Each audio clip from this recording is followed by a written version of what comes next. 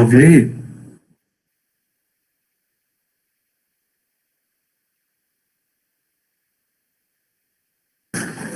Só antes da gente começar a gravar aqui, é um bom retorno aí, né, para vocês. A gente começa a teórica hoje, acredito que a prática na segunda-feira que vem, né, no dia 8.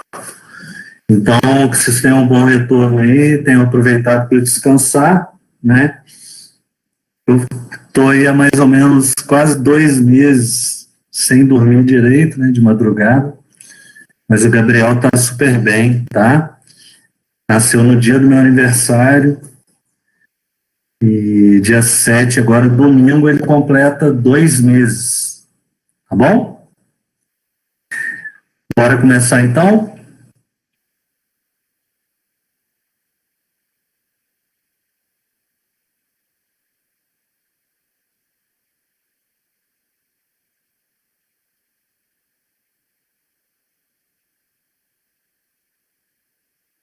Pessoal, vamos começar então.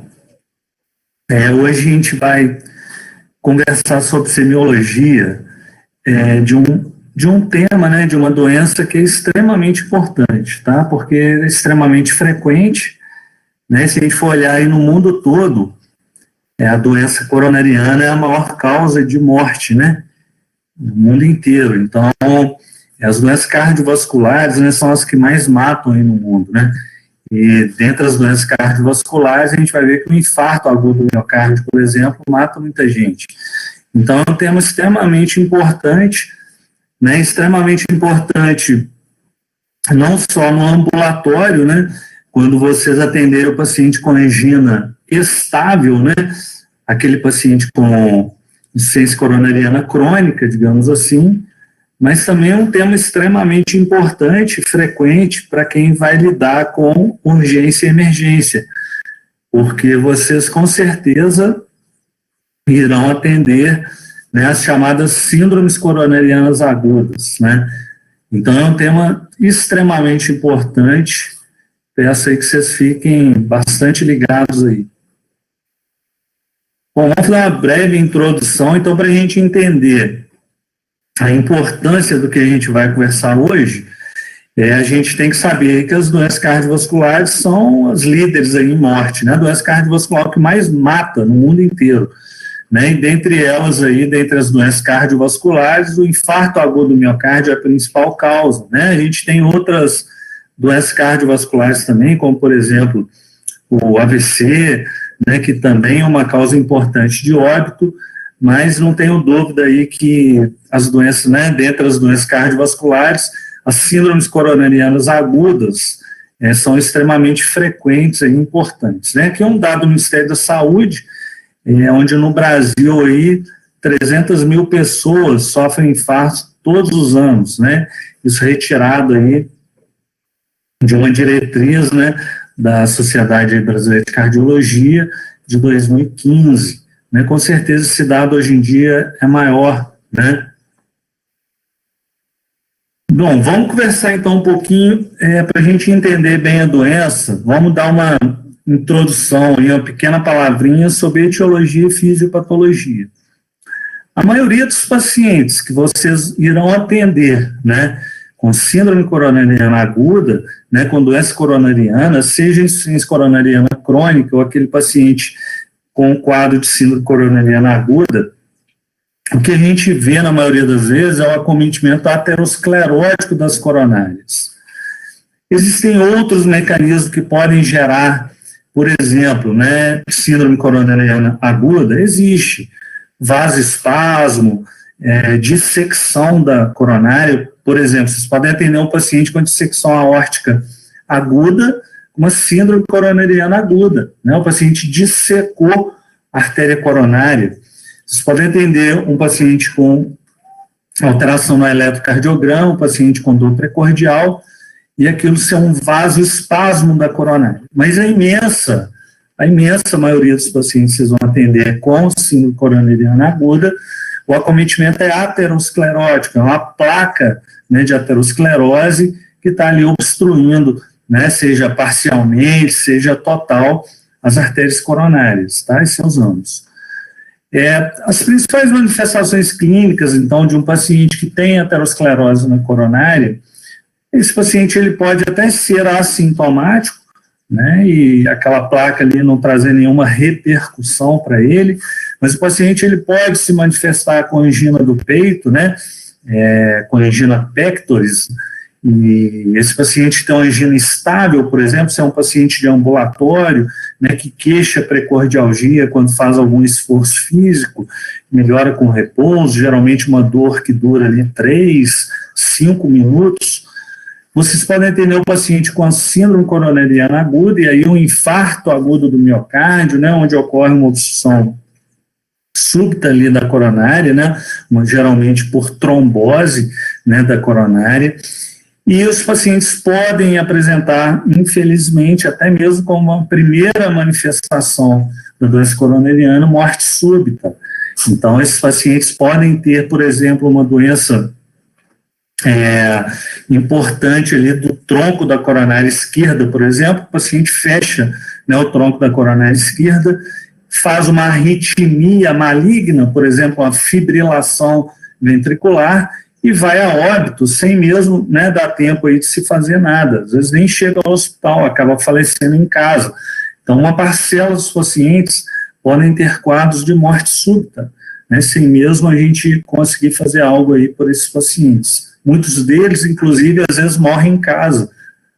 Bem, tanto a angina quanto o infarto decorrem de isquemia, né? Então, existe uma isquemia ali do miocárdio, que, por sua vez, é um desequilíbrio na balança ali entre oferta e consumo de oxigênio, né? Então, o paciente ele tem, por exemplo, uma obstrução da coronária, né? E aí, quando ocorre um aumento, né, da demanda do miocárdio, por exemplo, num esforço físico, em alguma condição de estresse, né, não há uma oferta adequada de oxigênio, né, para essa demanda do miocárdio, e o paciente apresenta lá o seu quadro clínico de precordialgia, né, que a gente vai ver mais à frente.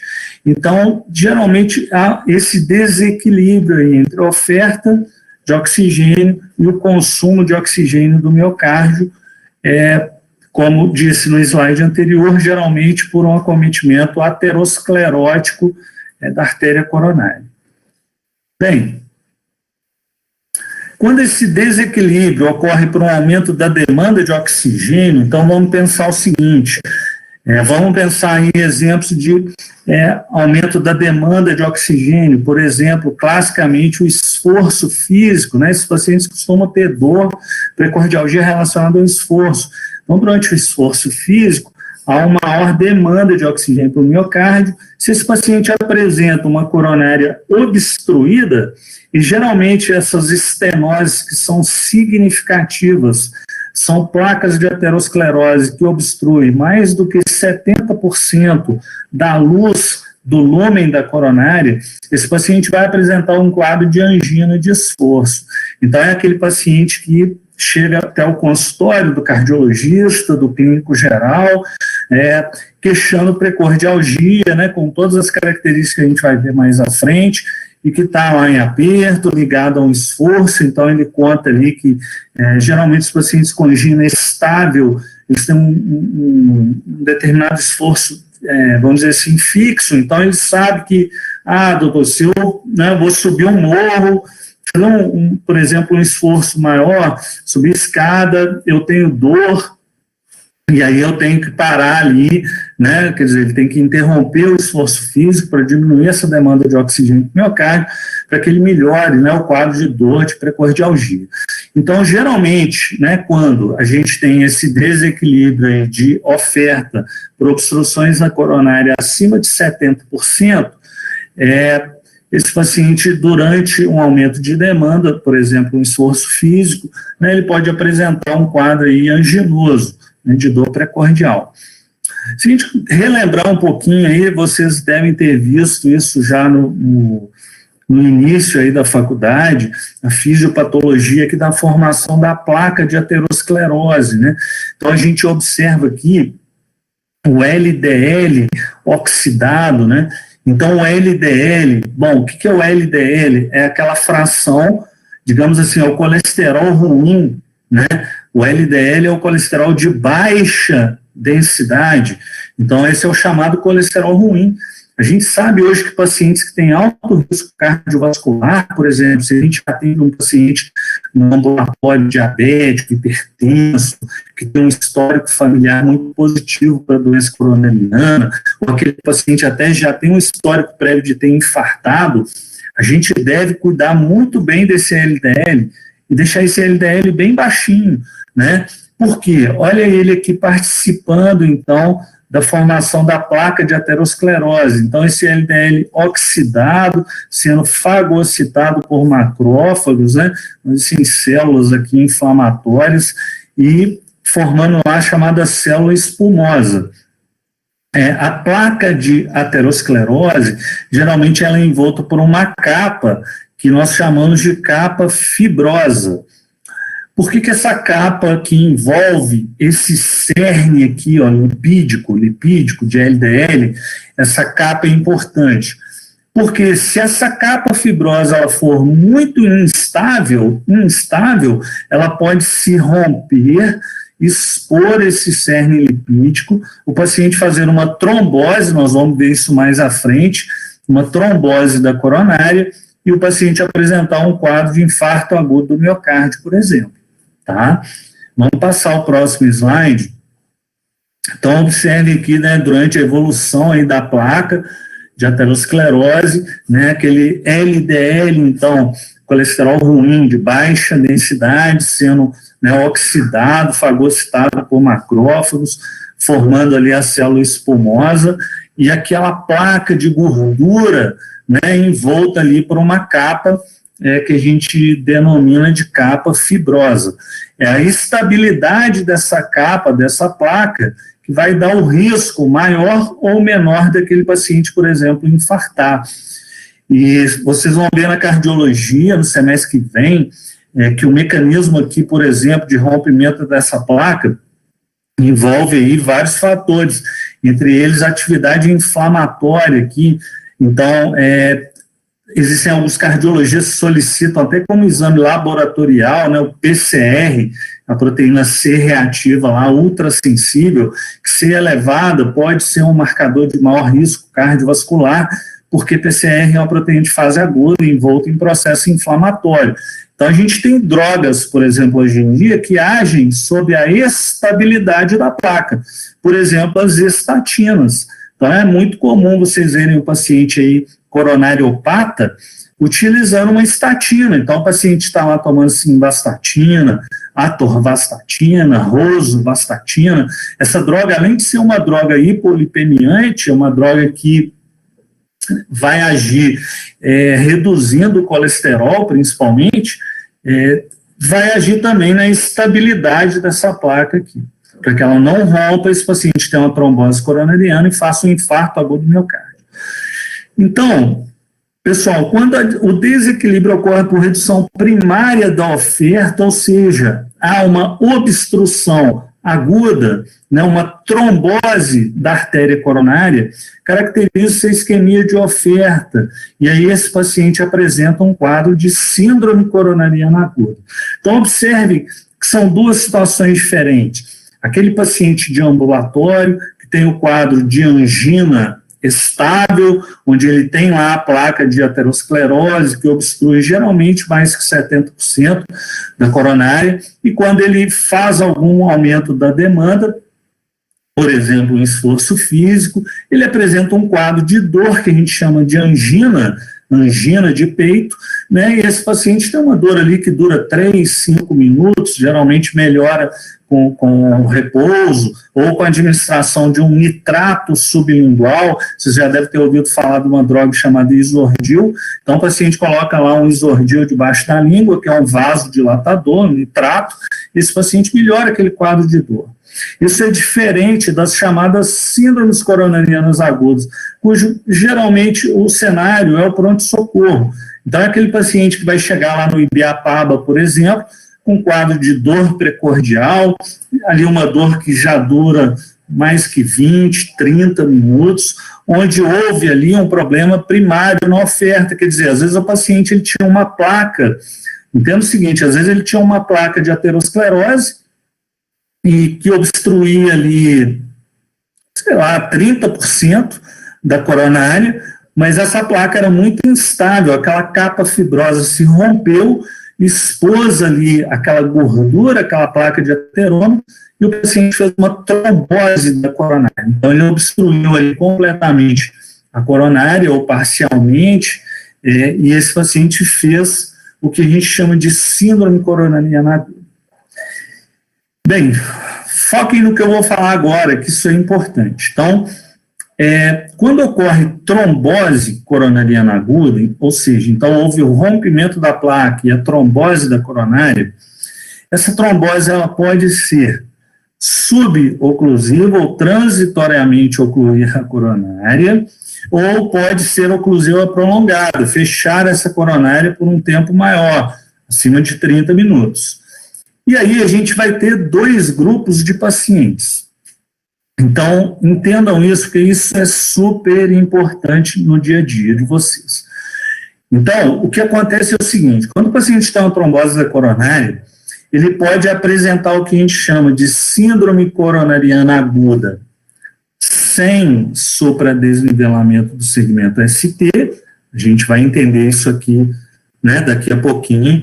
Já vamos guardar que o segmento ST tem a ver com eletrocardiograma, ou esse paciente pode ter uma síndrome coronariana com supra. Então, a síndrome coronariana aguda pode ser sem supra de ST ou com supra de ST. Bem, se for uma síndrome coronariana aguda, a gente vai ver sem supra, nós ainda podemos ter um paciente que pode ter uma angina instável ou um infarto agudo do miocárdio sem supra de ST. Então, vamos começar a entender isso aqui mais à frente. Os próximos slides aqui vai dar uma clareada para vocês nesse assunto aí.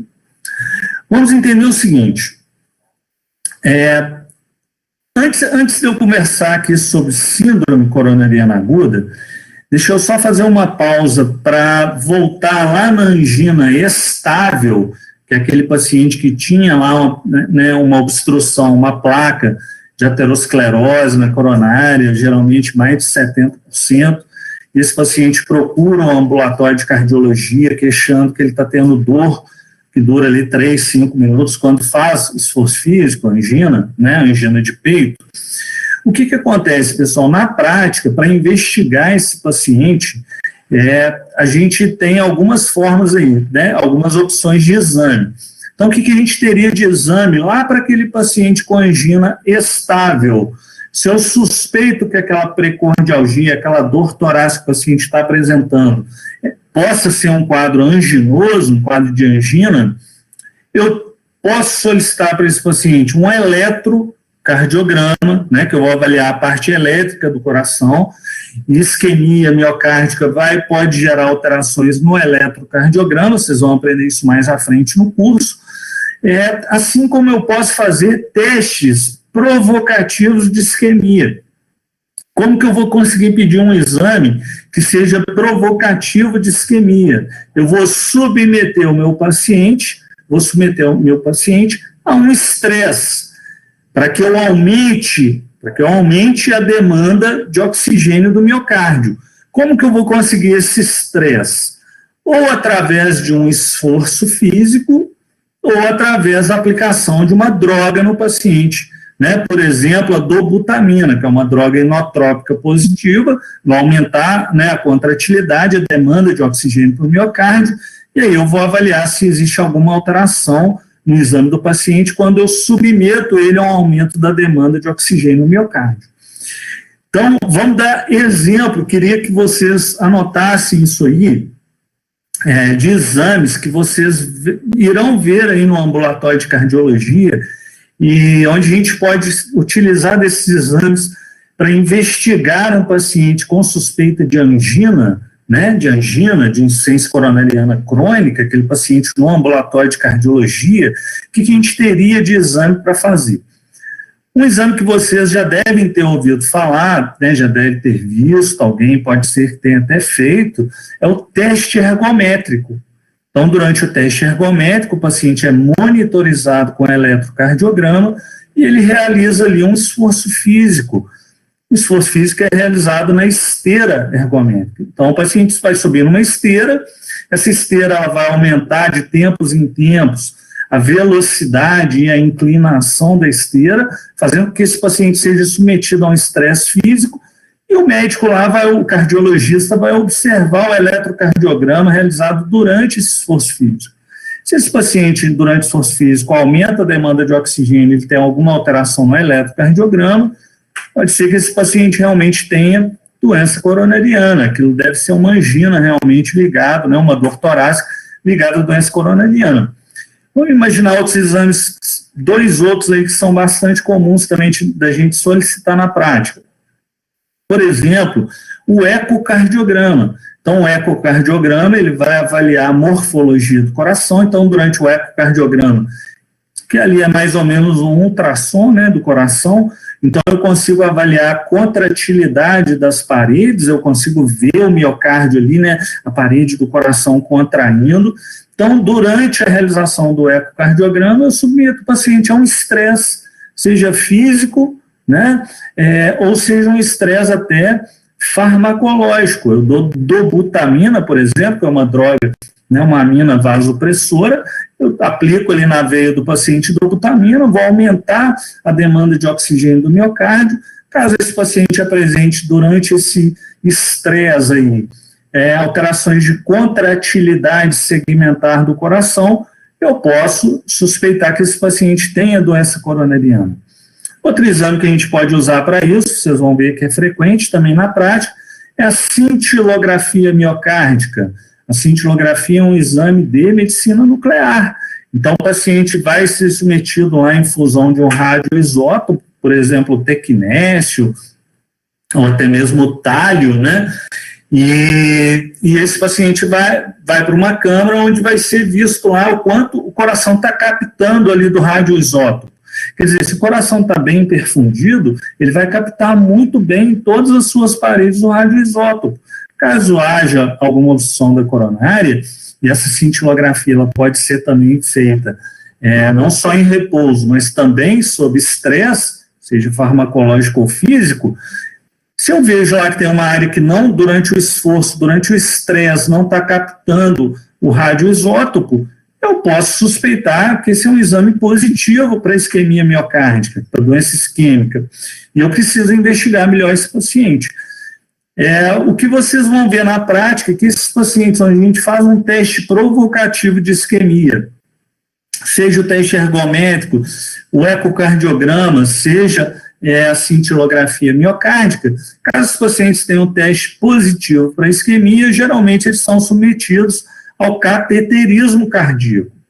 O cateterismo cardíaco é um exame de alto custo, um exame invasivo, é um exame que usa contraste, né? Então eu tenho que pensar bem, eu não vou levar todo o meu paciente para o cateterismo, mas se eu tenho a suspeita realmente que esse paciente tem, né, isquemia miocárdica, doença coronariana, eu vou precisar estudar a anatomia da coronária. E como que eu vou estudar a anatomia coronariana? Através de um exame que é chamado cateterismo cardíaco. E o cateterismo cardíaco ele vai permitir vocês não somente dar o diagnóstico da obstrução da coronária, então eu consigo, a hora que eu injeto o contraste na coronária, eu consigo observar que existe uma falha de enchimento da coronária, mostrando que ali deve existir uma placa de gordura, de ateroma, mas eu também consigo, durante o cateterismo cardíaco, ele também é um exame terapêutico. Então, eu consigo, por exemplo, durante o cateterismo cardíaco, fazer uma angioplastia com balão, né, deixar um stent ali, então eu abro aquela coronária, eu espremo, né, com balão ali aquela placa de gordura, de aterosclerose, e consigo deixar uma, entre aspas, ali, uma molinha, né, que a gente conversa com o paciente, que nada mais é do que um stent, que vai prevenir que essa coronária reestenose, que ela feche de novo. Então, o cateterismo é um exame que me permite a questão não só diagnóstica, como também terapêutica, tá bem? Esse é o eletrocardiograma. Então, o eletrocardiograma é um exame que avalia a parte elétrica do coração, serve para vocês aí para uma série de situações, né? Então, eu posso usar um eletrocardiograma para uma arritmia cardíaca, o eletrocardiograma pode me mostrar, por exemplo, sobrecarga de câmara cardíaca, então, uma hipertrofia de ventrículo esquerdo, por exemplo, uma hipertrofia ventricular qualquer, pode ser vista, né, suspeitada já no eletrocardiograma, porque aquela grande massa de miocárdio ali vai alterar o eixo elétrico do coração, né? Então, o eletrocardiograma, ele me mostra a parte elétrica do coração. E o eletrocardiograma que vocês vão utilizar na prática é o eletro de 12 derivações. Então, estão as 12 derivações aqui. Obviamente, eu não tenho tempo hoje para explicar eletrocardiograma, vocês precisam correr aí por fora, né? Eu não sei se na cardiologia vocês vão ter a oportunidade de estudar o eletrocardiograma. Eu acredito que a Faculdade de Medicina tem até uma disciplina optativa, pelo menos existia há pouco tempo, para que vocês estudem o eletrocardiograma. E aconselho que, se essa disciplina exista, que vocês a façam, tá? Aqui, então, as derivações D1, D2, D3, AVR, AVL, AVL, e aqui está errado, tá? É AVR, AVL, AVF e as precordiais que a gente chama de V1 até V6. Por que eu estou mostrando isso para vocês aqui? Porque é o seguinte, quando vocês atenderem um paciente com síndrome coronariana aguda, então imagina a cena lá, vocês lá no Ibiapaba de plantão, e me chega lá um paciente com uma dor precordial há mais de 30 minutos, e o indivíduo é diabético, hipertenso, tabagista, e vocês acham que aquilo ali é um infarto agudo do miocárdio. Presta atenção no que eu vou falar. Todo paciente com síndrome coronariana aguda que adentra ao pronto-socorro, ele deve ser submetido a um eletrocardiograma de 12 derivações nos primeiros 10 minutos que ele chegou ali ao pronto-socorro. Tá bem? Por quê? Porque quando eu tiver lá a isquemia do miocárdio, eu vou ter, né, isquemia lá das paredes do coração, eu vou ter alterações no eletrocardiograma. E dependendo de onde está essa alteração, e a gente viu que é importante em síndrome coronariana aguda, a alteração que eu chamei de supradesnivelamento de ST, eu vou procurar esse supra de ST nas paredes aqui, né, nas derivações, nessas 12 derivações aqui. E vocês vão aprender o seguinte, o conjunto dessas derivações geralmente me mostra uma parede específica do coração. Puxa, vamos dar um exemplo prático aqui. Eu sei que D2, D3 e, vamos imaginar que aqui é AVF, F. Então, D2, D3 e AVF me mostram a parede inferior do coração, do ventrículo esquerdo. Eu sei que as precordiais aqui, ó, V1 a V6, me mostra a parede anterior do ventrículo esquerdo. Então, por exemplo, se eu tenho um supra de ST lá de V1 a V6, e geralmente em D1 e AVL, eu sei que esse paciente teve um infarto agudo do miocárdio anterior extenso. Por quê?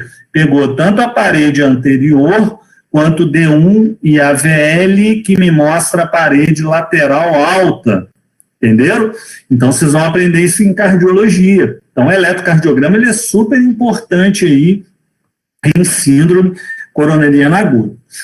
Aqui é uma visãozinha do eletrocardiograma, não sei se vocês têm noção disso aqui, mas é importante a gente conversar.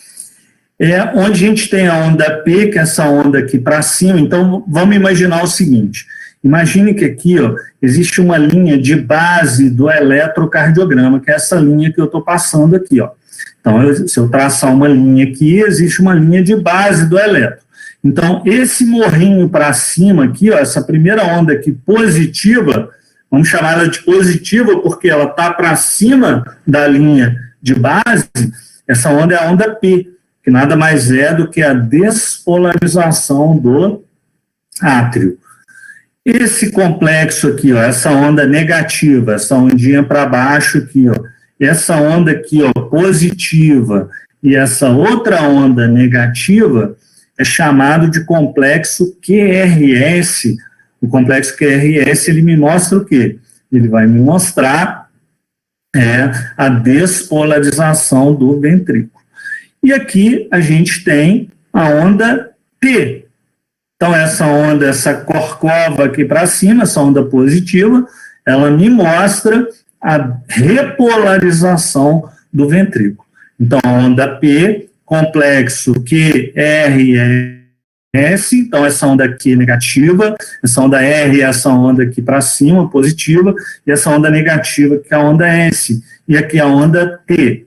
Bom, observem aqui, ó, que a gente tem, o que eu preciso que vocês entendam hoje, é esse segmento aqui, ó, que é o segmento ST. Então, observe que o segmento ST está começando aqui, ó, no finalzinho da onda S, e ele vai até o início da onda T.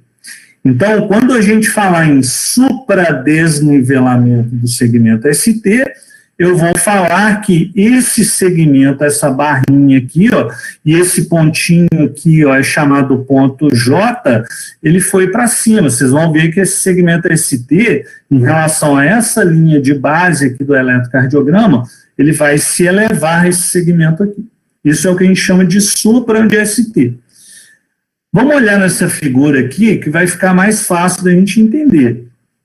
Então, aqui a gente observa um eletrocardiograma normal, onde eu tenho a onda P, o complexo QRS, o segmento aqui ST e a onda T. Então, observe que o segmento ST, ele está acompanhando aqui essa linha, né? Que é a linha aqui, o traçado, a linha de base aqui do eletrocardiograma. Observem aqui, ó, aqui mostrando o ponto J, né, que é aquele ponto ali onde se inicia o segmento ST. Observem esse traçado de eletro aqui agora. Observem o que aconteceu com o ponto J aqui, ó, onde está vermelhinho. Ele subiu. Então, se eu tenho aqui a linha de base, né, observem aqui, por exemplo, a onda P, né, então aqui eu tenho a linha de base do meu eletrocardiograma. Observe que houve um supradesnivelamento do segmento ST. Então, esse segmento ST, ele subiu ali, né? Bom, se a gente observar nessas outras figuras aqui, ainda dá para a gente ver o que a gente chama de infradesnivelamento do segmento ST. Observem aqui a linha de base, observem como é que o segmento ST, ele desceu aqui, ó, ele caiu, né, da linha de base, ele está para baixo da linha de base. Então, aqui existe um infradesnivelamento do segmento ST, que pode te indicar síndrome coronariana aguda também. Tá? Principalmente se essas alterações do eletrocardiograma são dinâmicas. O paciente apresentou essas alterações, por exemplo, durante lá o acompanhamento no pronto-socorro. Então, ele foi repetindo o eletrocardiograma e começou a desenvolver essas alterações. Percebam o seguinte, isso vai ser foco da cardiologia, mas vamos começar a nos empolgar aqui, né? A gente já está no meio da faculdade aí, então estamos virando médico já. E aí a gente tem que pensar o seguinte, um paciente que eu atendo no pronto-socorro, que tem um alto perfil ali, tem um pano de fundo muito forte para doença coronariana, por exemplo, você está atendendo uma precordialgia, um paciente que é hipertenso, que fuma, que é diabético, opa, a chance de ser isquemia, né, de ser doença coronariana é muito grande, ser um infarto agudo do miocárdio. Então, eu vou solicitar, como eu disse, para esse paciente um eletrocardiograma. Porém, se esse paciente chega para mim muito precoce, pode ser que o eletrocardiograma dele esteja até normal. Opa, e aí o que eu vou ter que fazer com esse paciente? Se eu, Marcelo, plantonista, sou esperto, o que eu vou fazer com ele? Eu vou fazer eletrocardiograma seriado. Eu vou deixar esse paciente em observação no pronto-socorro, e daí, por exemplo, até 3 horas, 6 horas, eu repito o eletrocardiograma desse paciente. E às vezes o que a gente vê é isso aqui, ó, por exemplo, o paciente estava com eletro normal, né, e ele começou lá a fazer um infra de ST, inverter a onda T. Então, tudo isso aí tem importância no diagnóstico, na suspeita de diagnóstico de síndrome coronariana aguda. Isso aqui é aquilo que eu estava falando quando eu mostrei o eletrocardiograma. Então, existe uma associação entre as derivações do eletrocardiograma. Eu não vou cobrar isso de vocês na semiologia. Na cardiologia, vocês vão ser cobrados disso, porque na prática, nos plantões aí da madrugada, vocês vão ter que saber isso aqui. Então, existe uma associação entre alterações eletrocardiográficas, entre as derivações do eletro, a parede do coração que está sendo acometida, e geralmente me dá uma noção de qual artéria deve estar acometida. Por quê? Eu já sei que aquela artéria irriga aquela determinada parede. Opa, vamos dar um exemplo prático, que aí fica mais fácil da gente entender. Então, vamos imaginar a gente de plantão, no pronto-socorro, e chega para a gente lá um paciente com uma precordialgia, que eu julguei que tem alta chance de ser síndrome coronariana aguda, um infarto agudo do miocárdio. E aí eu peço para esse paciente um eletrocardiograma, chamo a enfermeira, né, peço ela lá, pô, será que a senhora podia fazer um eletro aí para mim desse paciente, ou eu mesmo faço o eletro do meu paciente, e aí eu vejo que o meu paciente ele tem um supra de ST, olha aqui, ó, em D2, D3 e AVF. Opa, se ele tem supra nessas três paredes, e eu sei que essas três paredes mostram para mim a parede inferior do coração. Então, eu já sei que esse paciente tem um infarto agudo do miocárdio da parede inferior. Mas eu sei também que quem irriga a parede inferior é a coronária direita. Então, geralmente, esse paciente, na hora que eu levar ele para o cateterismo, por exemplo, para eu desobstruir essa coronária, é muito possível que a hora que eu fizer o cateterismo, eu descubra que a obstrução é da coronária direita, que a falha de enchimento, a obstrução da coronária, foi da coronária direita. E é legal eu dar o exemplo da parede inferior, só para vocês entenderem como é que no pronto-socorro a gente tem que ter alguns cuidados. Pacientes que têm infarto agudo, não vou cobrar isso em prova, tá? Só para motivar vocês entenderem melhor a matéria. Pacientes que têm infarto agudo do miocárdio da parede inferior, por exemplo, o indivíduo tinha supra de D2, D3 e AVF, supra de ST, no eletrocardiograma, eu devo inferir que ele tem um infarto da coronária direita, ele obstruiu a coronária direita. Opa, aí eu tenho que ter cuidado, por quê? 30% dos pacientes que têm infarto agudo do miocárdio da parede inferior têm infarto agudo do miocárdio da parede, do ventrículo direito. Por quê? Porque o ventrículo direito ele também é irrigado pela coronária direita. E aí vocês vão aprender em cardiologia que vocês vão ter que fazer duas derivações que não estão incluídas naquelas 12, que é chamado V3R e V4R. Puxa, qual a importância disso? É toda. Quando vocês fizerem cardiologia, vocês vão estudar lá que, por exemplo, nitrato está contraindicado em pacientes que têm infarto do ventrículo direito. Então, se eu atendo um infarto de parede inferior, D2, D3, AVF, eu tenho que fazer essas derivações e ver se não existe infarto do ventrículo direito associado. Por quê? Se eu fizer nitrato nesse paciente, possivelmente esse paciente vai chocar e eu vou aumentar a mortalidade do meu paciente. Ok?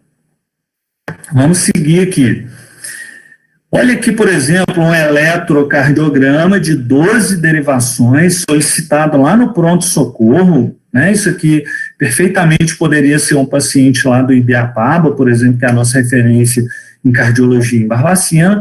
E a hora que eu faço um eletro desse paciente, eu observo aqui, ó, em V1, V2, V3, V4, ó, V5, V6, supra-desnivelamento de ST. Observem aqui, ó, que se eu pegar, por exemplo, aqui, ó, e traçar a minha linha de base, olha como é que a onda T foi lá para cima. Por quê? O segmento ST está elevado. O ponto J, ele está aqui, ó.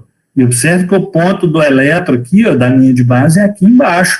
Então, eu observei o paciente, vi o eletro dele, ele tem um supra de ST de V1 a V6, eu devo inferir que esse paciente teve um infarto agudo do miocárdio da parede anterior.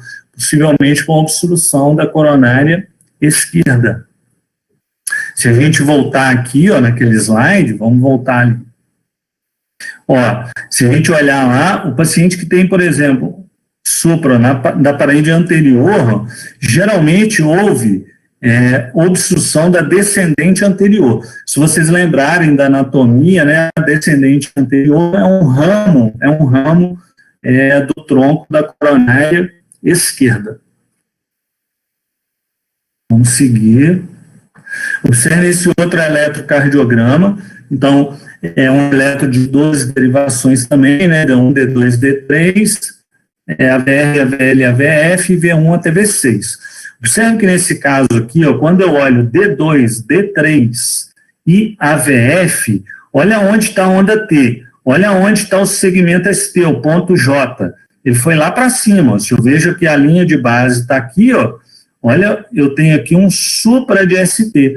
Onde que está esse supra? Em D2, D3 e AVF. Eu sei que essas derivações do eletro me mostram a parede inferior. Possivelmente eu estou diante de um paciente que infartou a coronária direita, né?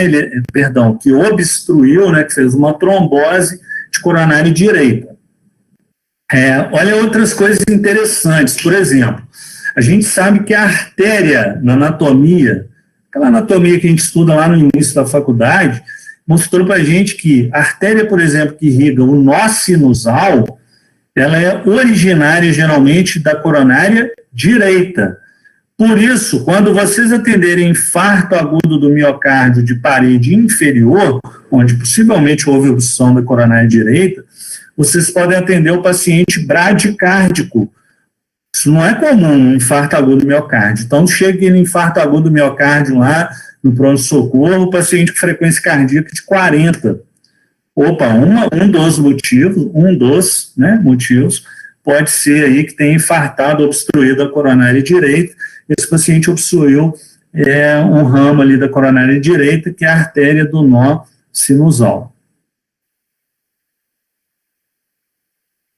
Como eu disse, em relação à etiologia, à fisiopatologia, infelizmente, alguns pacientes vão apresentar como primeira manifestação de doença coronariana morte súbita.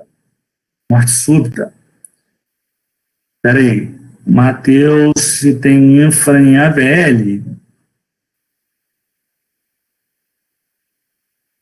Isso, cara, em AVL, o que você observa aqui? Uma inversão, né, uma inversão da onda T, tá? Então, o que chama atenção realmente é um pequeno infra aqui, uma inversão da onda T, que ela deveria ser positiva. Mas o significado total que você tem que olhar aqui é o supradesnivelamento, tá? Você bateu o olho nesse eletrocardiograma aqui, o que tem que te chamar a atenção é o supra. Só aproveitando a pergunta do Matheus, o Matheus colocou uma situação um pouco mais complexa aí, que eu acho que pode ser discutido mais na cardiologia, senão a gente vai gastar muito tempo aqui. Mas eu vou pegar a pergunta dele, para, ao invés de ficar explicando isso aqui, explicar uma coisa que é mais importante. Olha só, não que a sua pergunta não seja importante, tá, Matheus? É super importante, só que não dá tempo de eu ficar destrinchando tudo aqui. Mas eu vou pegar a sua pergunta para mostrar o seguinte. Quando eu estou falando, por exemplo, que o paciente que tem infarto de parede inferior, ele tem supra em D2, D3, AVF, é porque essas derivações são contíguas, são de paredes contíguas. Por que eu quero dizer isso? Às vezes vocês vão pegar um eletrocardiograma e o paciente, nem todo supra de ST é infarto agudo do miocárdio. Então toma cuidado. Por exemplo, pericardite aguda. Opa, pericardite aguda é inflamação do pericárdio e no eletrocardiograma pode se apresentar como supra de ST. Como é que eu vou suspeitar que aquele supra de ST às vezes não é um infarto agudo, é uma pericardite? Porque aquele supra não respeita as paredes. Ele pega coisas totalmente variadas. Por exemplo, está com o supra lá em D2, em V1, em D1, quer dizer, não está pegando aquelas paredes contíguas lá do eletrocardiograma. Isso vocês vão ver na cardiologia no semestre que vem. Então, como eu disse aí, a maioria dos pacientes que tem morte súbita, então que vão morrer em casa, né, sem mesmo dar tempo de procurar o hospital, o mecanismo de óbito desses pacientes geralmente é essa alteração do eletrocardiograma, que é chamado fibrilação ventricular. A fibrilação ventricular é o ritmo de parada cardiorrespiratória mais comum extra-hospitalar. Então, naquelas paradas cardiorrespiratórias que a gente atende fora do hospital, o paciente estava na rua, teve uma parada cardíaca lá, né, cardiorrespiratória, geralmente o ritmo mais comum de parada é esse aqui, né, que é esse ritmo totalmente anárquico, que é chamado de fibrilação ventricular. Um dado de coleta de anamnese que é importante vocês ficarem atentos são fatores de risco para doença cardiovascular. Então, olha só, vamos entender isso aqui assim. No raciocínio clínico, eu tenho que entender que é muito diferente quando eu estou de plantão no pronto-socorro e atendo, por exemplo, uma paciente do sexo feminino com 25 anos de idade, que não é hipertensa, não é diabética, não fuma, pratica atividade física e está com uma dor precordial, de eu atender um paciente que tem 50 anos de idade, fuma, diabético, hipertenso. Tá? Então, a chance de ser doença coronariana, quer dizer, a minha probabilidade pré-teste é muito maior naquele paciente de 50 anos, que é hipertenso, aquilo possivelmente é realmente isquemia miocárdica. Já aquela paciente mulher com 25 anos de idade, que não tem nenhum fator de risco, a chance daquela precordialgia ser doença coronariana é muito baixa.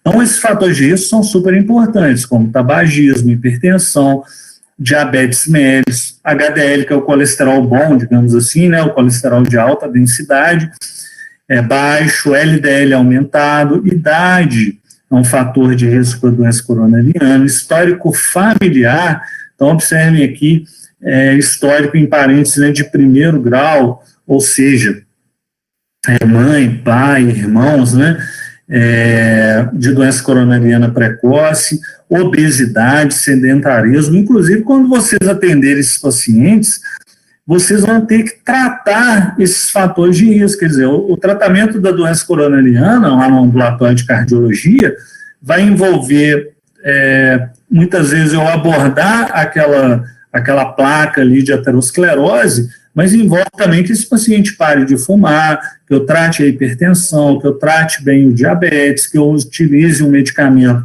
né, para reduzir o colesterol, se for o caso, porque muitas vezes a gente tem alguns fatores, pessoal, que são modificáveis, né?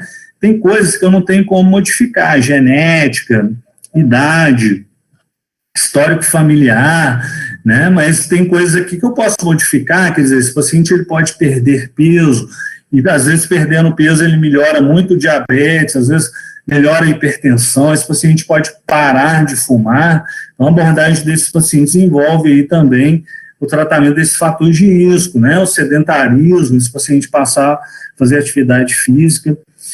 E durante a coleta da história, qual que seria o perfil de paciente para que eu suspeite que aquela dor precordial seja relacionado à doença coronariana? Então, vamos lá.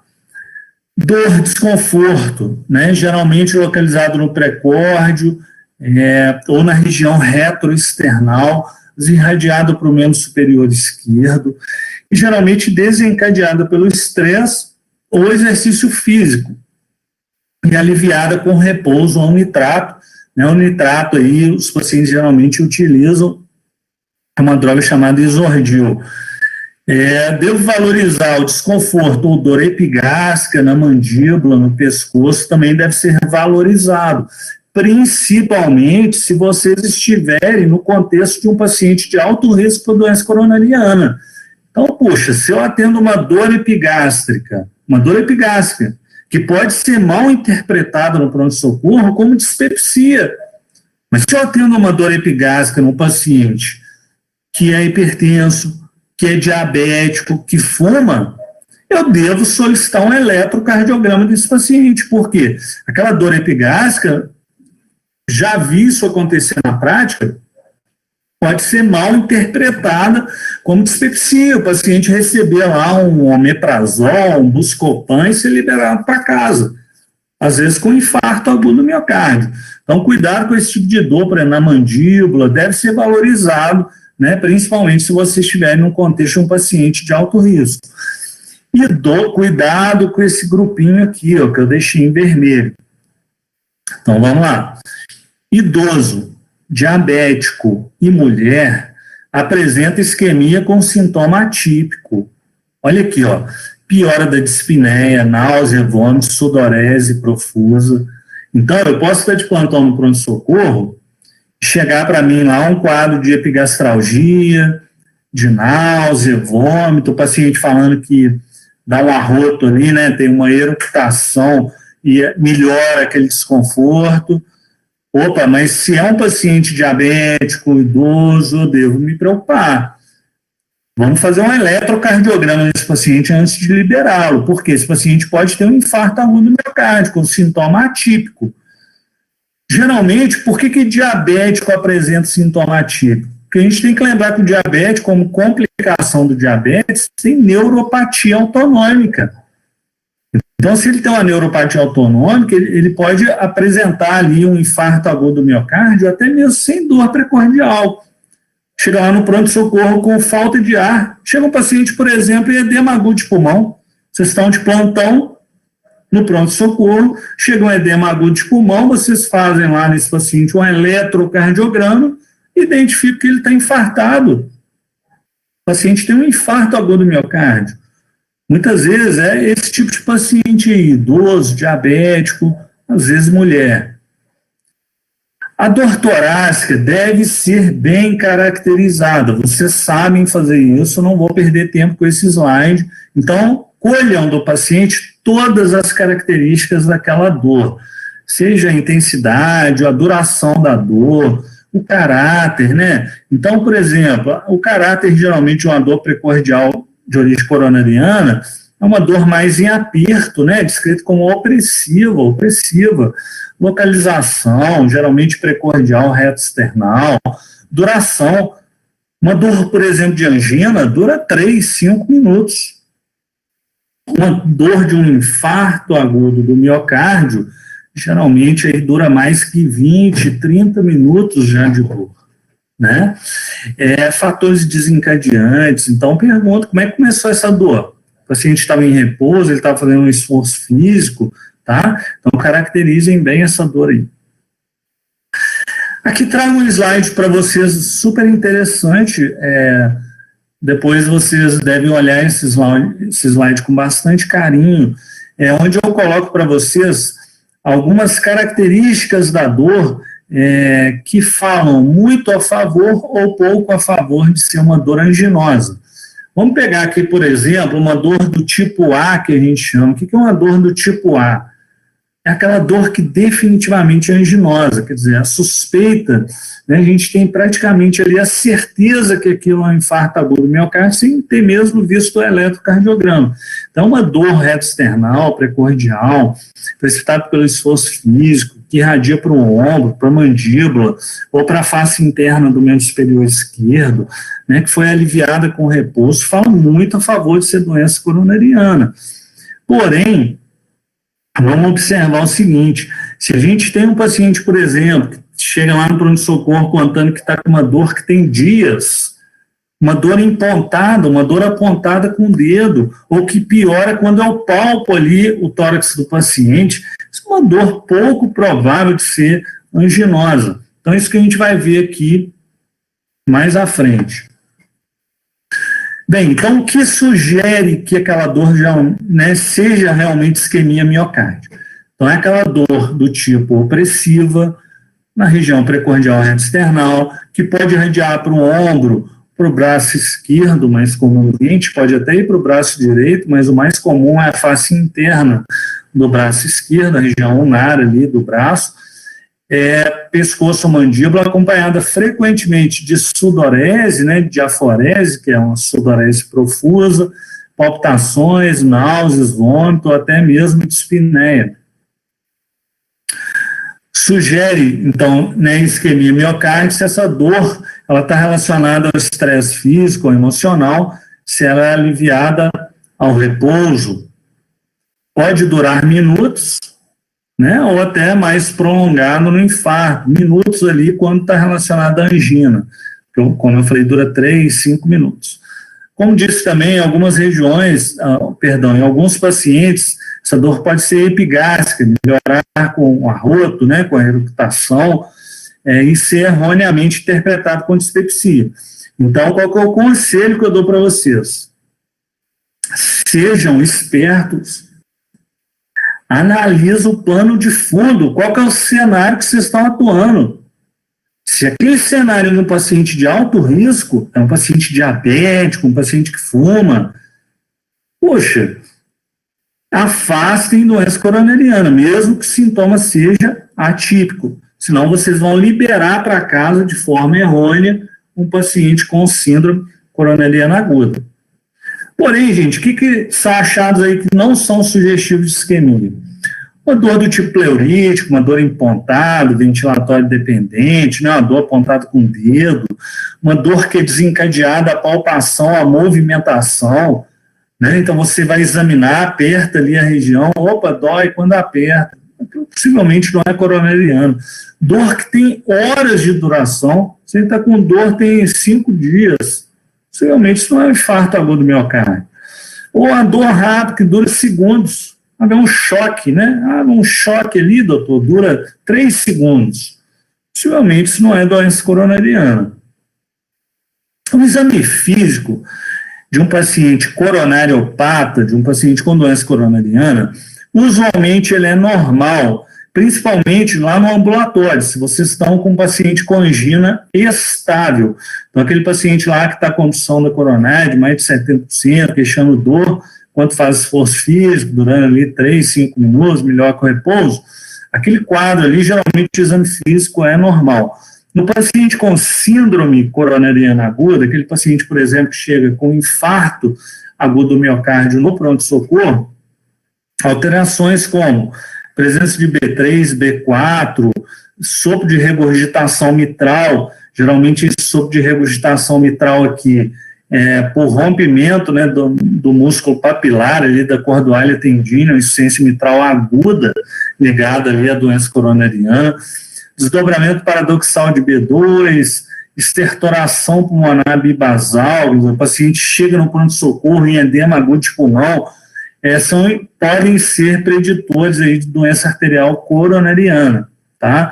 Quando vocês fizerem cardiologia o semestre que vem, vocês vão estudar o seguinte: quando a gente atende um infarto agudo do miocárdio, a gente deve ficar atento à ausculta pulmonar, porque vocês vão estudar lá uma classificação chamada classificação de Killip, que tem ligação, inclusive, com o prognóstico, com a mortalidade do paciente. Então, por exemplo, o que é eu atender um paciente, eu não vou cobrar isso em prova agora, só vamos aprender na cardiologia. O que é eu atender um paciente em Killip 4, por exemplo?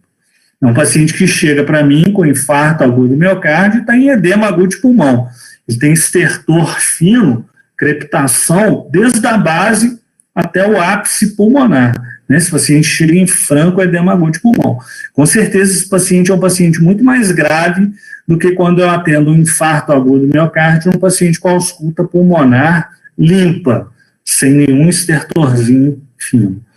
Bom, isso aqui a gente conversou, eu vou pular, tá? Eu conversei lá no início da aula e vamos partir agora para o nosso finalzinho aqui da aula, que é conhecer as síndromes coronarianas agudas. Então, olha o nome, síndrome coronariana aguda. Nesse paciente, o que está acontecendo com ele? Houve a ruptura ou uma erosão da placa ateromatosa. E se houve a ruptura da placa, houve ali em cima uma trombose da coronária. Pessoal, e essa trombose da coronária tem uma grande participação de plaquetas.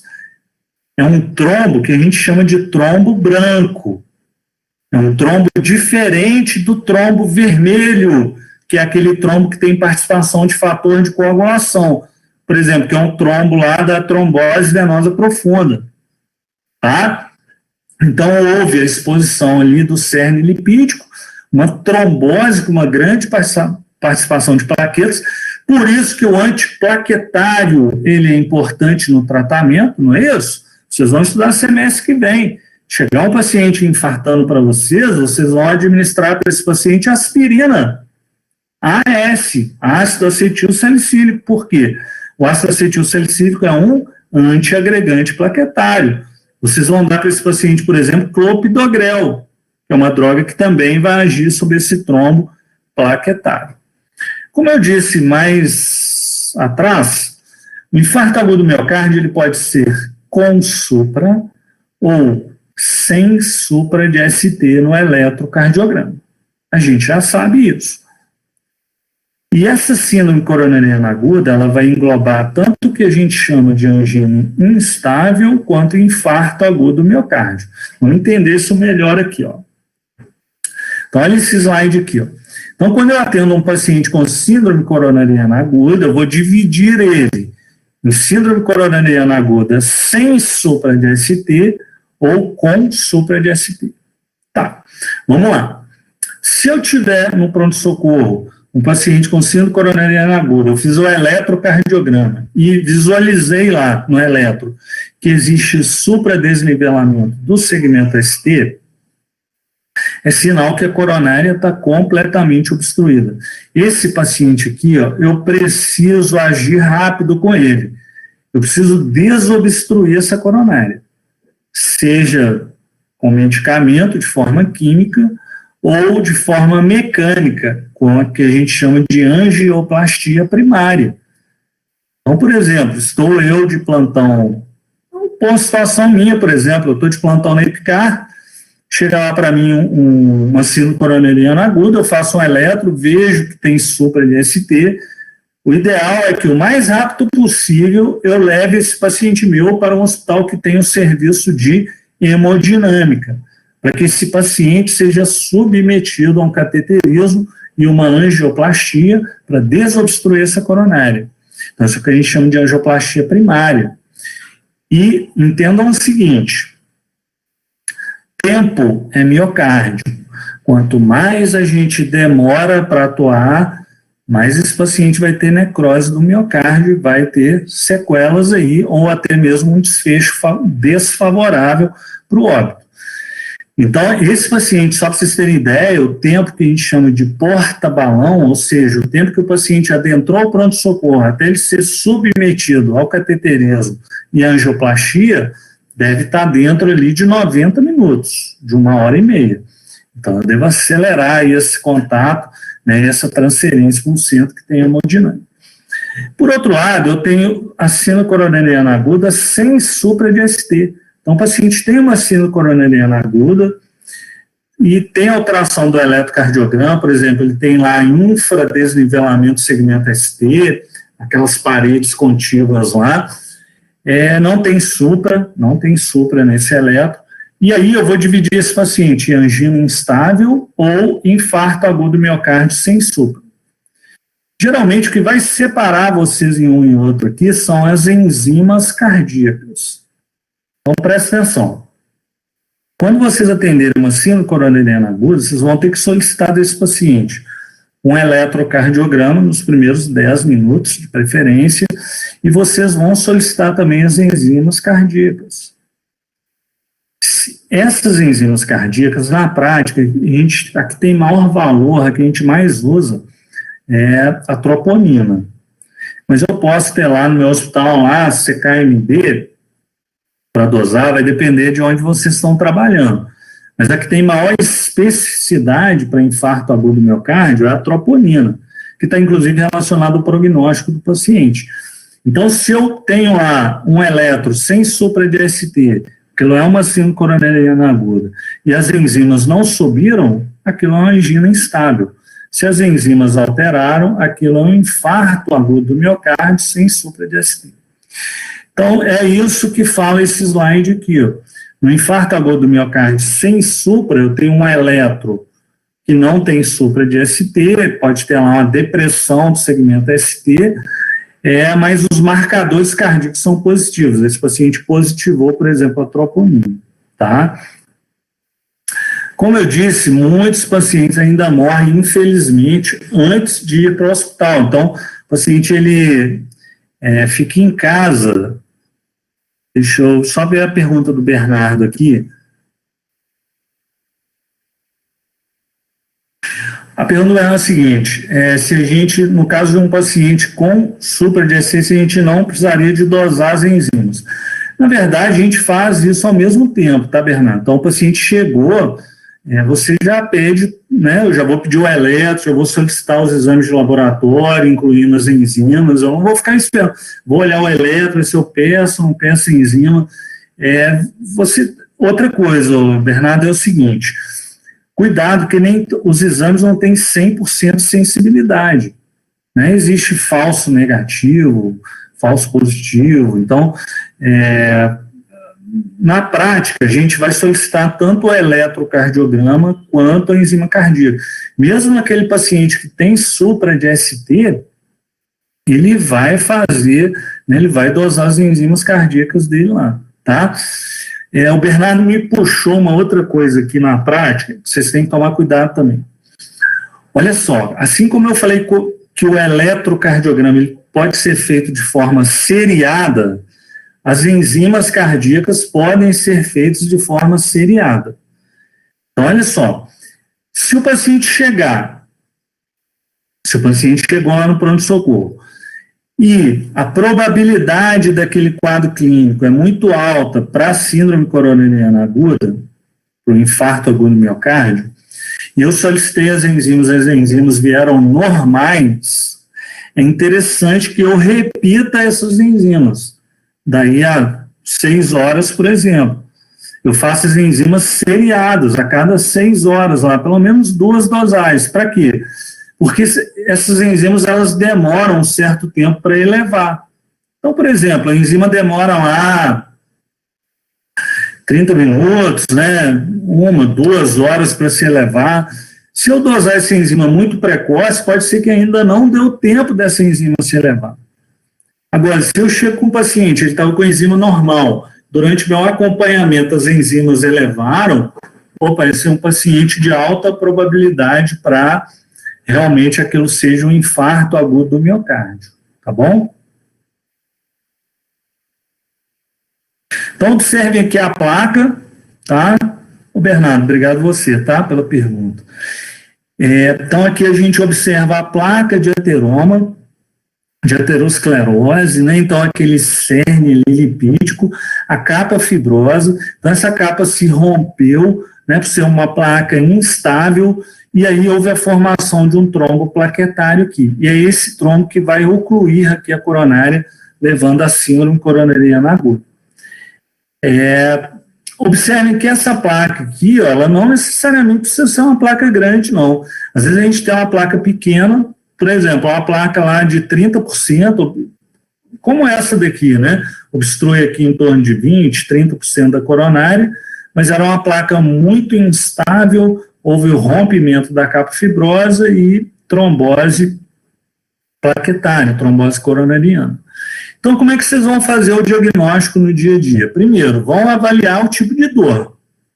Então, vão caracterizar muito bem aquele tipo de dor. Vão avaliar fatores de risco para a doença aterosclerótica.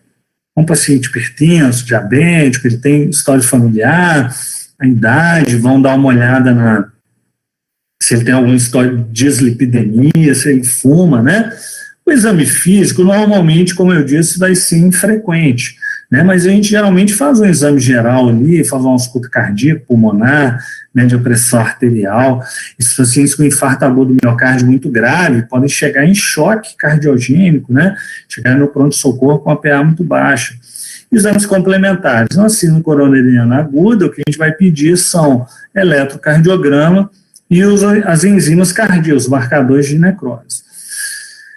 Bem, com relação à enzima cardíaca, vocês vão entender o seguinte, então a gente pede a chegada do paciente após 6 a 12 horas do início da dor, porque eu posso ter um paciente que ainda tinha enzima normal, então tanto a troponina quanto a CKMB, elas demoram um certo tempo para se elevar, né? Então, a partir do momento que eu tenho necrose, né, isquemia do miocárdio, elas vão demorar um tempo para subir no sangue.